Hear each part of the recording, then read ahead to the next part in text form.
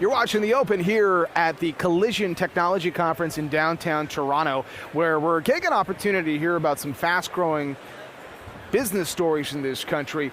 One that is in many ways tracking the evolution of password protection. 1Password got started back in 2012 and has grown from less than 24 employees to now having a multi-billion-dollar valuation. It has attracted Ryan Reynolds, among other investors, and is increasingly focusing on how businesses manage the password realities. Jeff Shiner is the CEO of 1Password. He joins us here at Collision. Jeff, it's great to see you again. Thanks for the time. Great to be here. And I should add, you guys just had your 18th birthday. So we did indeed. Happy birthday. Thank you. I think we're an adult now. And the world of password protection has certainly come a long way as well. Talk to us about how your business evolved over the years. Yeah, very much so. So we started off, as you say, 18 years ago as a consumer password manager.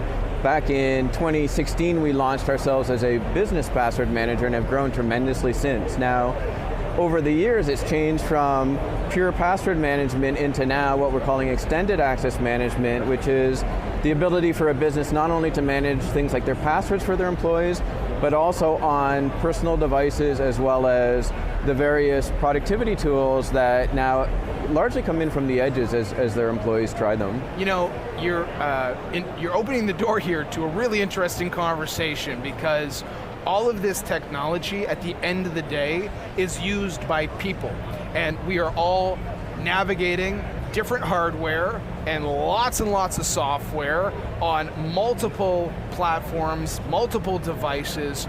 In some ways, it is on us to navigate those password realities. Has that shaped how you think about this? Like, are we thinking about this as tech and the business first, or are we thinking about people and how people use tech? It really is human-centric now, and so if you look at it, the biggest challenge is in 2024, is it actually you that's taking that action? We may be able to see that it's your credentials that are logging into something, or it may seem that it's your device that's taking that action, but is it actually you that's doing that, or is it somebody that's doing that, incorrectly on your behalf? And so it really does take that human aspect, and that's always been where we focus. Is that even more concerning at a time when AI is becoming a big issue? You know, we spoke with Jeffrey Hinton, obviously one of the best known AI researchers in the world, and he's very concerned about bad actors representing individuals. Do you guys have to now be thinking about how the password world is going to be further complicated by AI? Very much so. If you look at it, what does AI do very well? AI adds context to content. So whereas before we would get, say, a phishing attack that would say, oh, your Netflix account has been suspended, log in here, or the government's got your tax refund, just provide your banking details to this sketchy website and we'll pay you. Nowadays, with AI, that can be a much more compelling, much more directed phishing attack, perhaps from somebody you know. It may even look and sound like somebody you know, and it's going to take tools to counteract that instead of humans.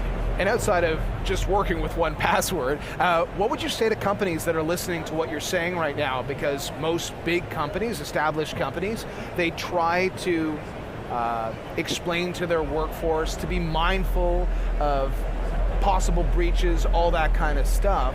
But what should they be thinking about as they're kind of building a security roadmap for a new world right now? Yeah, I mean, back in the past years, it's really been security education. You tell your employees once a quarter, don't click on suspicious links or have good habits. That's no longer acceptable. It's no longer enough. Now you need to have tools to help your employees so that they can be secure. Otherwise, they just have no hope in this day. Let's talk a little bit about your business, because with new tech trends comes opportunity. We talked about how you guys, you're a little past, I would say, the startup stage. You've been around for 18 years now, but you have grown tremendously. You've attracted investors and a big private valuation. How does the business itself work for those who are curious? Yeah, so when I look at it with 1Password, a big part of what we've done is we've continued to grow, as you mentioned, over the years. We've also stayed profitable each and every year, which has been a big focus of ours, because that gives us optionality. So as we look to continue to grow, moving into new products now with extended access management, and even into new markets, more and more into international, is going to continue to allow us to grow. and then we're going to look for what are our options from there. Maybe going public someday, would you consider that? Yes, we would consider that. That's certainly one of the options that makes sense for us to look at. Obviously, from a macroeconomic point of view, we're going to watch the markets, but that's definitely one of the possibilities. And what would your observation of Canada's place in the tech world? This is a big tech conference.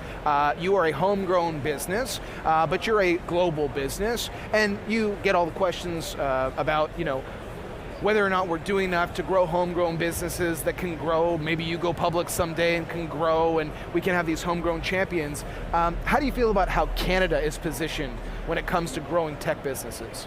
Yeah, I think Canada, and this area of Canada in particular, which I'm more familiar with, Waterloo, which is where I go and my son goes, and University of Toronto, we've got great universities, and they have like the velocity at Waterloo that can help companies grow. So I think there's a tremendous wealth of talent here.